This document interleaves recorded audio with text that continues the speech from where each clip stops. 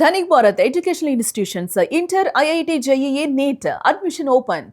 Deputy CM Pawan Kalyan కీలక వ్యాఖ్యలు చేశారు. సాయి కృష్ణ మిస్సింగ్ అంశంపై ఇండైరెక్ట్ కామెంట్స్ చేశారు. నేను హోంమంత్రిని కాదు, అది క్రిమినల్స్ అదృష్టం. నేను హోంమంత్రిని అయితే రౌడీల తాట తీస్తా అన్నారు పవన్ కళ్యాణ్.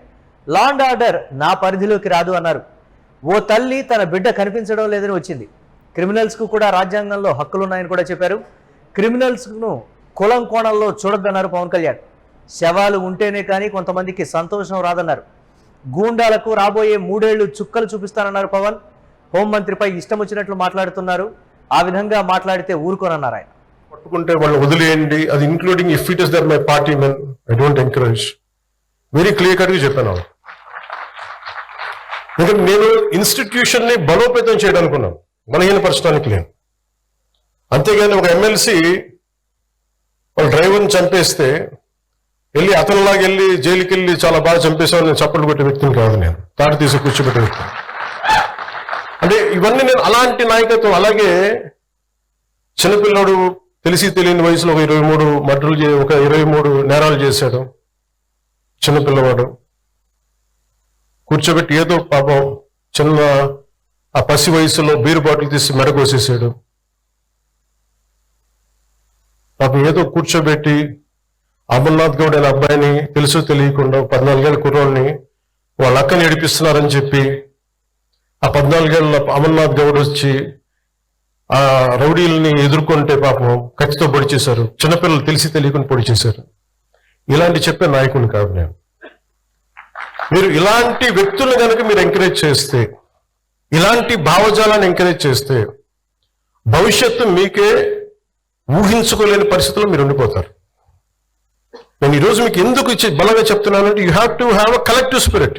అన్ని పనులు అవ్వకపోయినా primary is law and order. Law and order బలంగా ఉంటేనే ఇప్పుడు మీరు కోరుకున్నట్టుగా కూర్చోబెట్టి ఏఐ కావచ్చు, పరిశ్రమలు కావచ్చు, రేపొద్దున ఏదైనా కాలేజ్ సమస్యలు కావచ్చు, ఇవన్నీ కూడా సవ్యంగా ఉండాలంటే లా and order should be very strict and very strong. నేను హోమ్ మినిస్టర్ని కాదు, అది నా పరిధిలోకి రాదు. అది క్రిమినల్ తాలూకు అదృష్టం.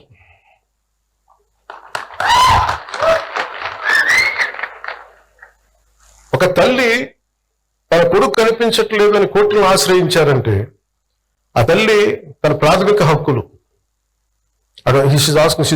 తన ఫండమెంటల్ రైట్. అది బిడ్డ చనిపోయారో లేదో తెలియదు, మనకి డిసపియరెన్స్ అంటే కనిపించట్లేదు, ఆవిడ ప్రాథమిక హక్కు అది. దీనిని ఇందులో ఎక్కడా కూడా కులం లేదు. ఒక క్రిమినల్ ని చట్టం ఎలా చూస్తుంటే రాజ్యాంగం కానీ, it has got nothing to do with your caste or your religion or your region. Crime జరిగిందా, ఎవరికి చేశారు, ఇంతకు మించి దాంట్లో కులం అనే ప్రస్తావన ఎక్కడ ఉండదు. This is what fundamental constitutional law or criminal law చెప్పేది. కానీ మీరు ముఖ్యంగా యూత్కి చెప్తా ఉన్నాం, పెద్దలకు కూడా, మీరు కులాల పరిధిలో నుంచి, మీరు కుల కోణాల నుంచి మేడం క్రిమినల్స్ ని చూడకండి. ఒక 3 ఏడిపించారు ఇక్కడ అరవింద్ గారిని. ఏడిపిస్తే వాళ్ళు ఏ కులం కంటే కూడా they have done a crime of hitting him. You should be looked at that part only. పలానోళ్ళు చేశారు ఇట్లా పెట్టినా కానీ ఇది దాని తాలూకు శాంక్టిటీ, దాని తాలూకు ప్యూరిటీ పోద్ది. కాన్స్టిట్యూషన్ కానీ లా కానీ అలా చూడదు వాటిని. అందుకని ఇలాంటి అంటే మిమ్మల్ని అందరినీ ఎదురుగా పెట్టుకొని మన నేతలందరికీ కూడా చెప్తున్నాను, మీ భావం తెలియజేస్తున్నాను. ఎవరైనా సరే కాస్ట్ క్రిమినల్కి కులం ఉండదు సార్. తప్పు చేసేవాడికి, మానభంగం చేసేవాడికి వాడి కులం ఎందుకు ఉంటుంది? వాడికి వాడి దగ్గర క్రిమినల్ యాక్టే ఉంది. అలాంటి నీచుడికి, అలాంటి నీచుల్ని మనం వెనకేసుకొస్తే that is showing that particular persons nature. Criminal gangs తోటి ప్రభుత్వాల్ని నడుపుదాం, భయభ్రాంతుల్ని చేసి అధికారుల్ని గుప్పిట్లో పెట్టుకుందాం, లేదంటే మా దగ్గర క్రిమినల్ గ్యాంగ్స్ ఉన్నాయి, భవిష్యత్తులో మిమ్మల్ని ఆడుకుంటాం, భయభ్రాంతులు చేస్తే ఇలాంటి ఎందుకు వీళ్ళు తలపైకెక్కి ఆడతారంటే బలం వాళ్ళది కాదు, మనందరి కలెక్టివ్, మన బలహీనత అది. నేను ఈరోజు ఎందుకు వచ్చానంటే ఒక 3 months బ్యాక్ చెప్పాను ఎస్పీ గారికి, ఐ వాంట్ ఇంటరాక్ట్, ఒక సివిల్ మన సిటిజన్స్ మీటింగ్ పెట్టండి, నేను వస్తాను ఇక్కడ కూర్చోబెట్టి, because I want empower citizens. అంతకుమించి తప్ప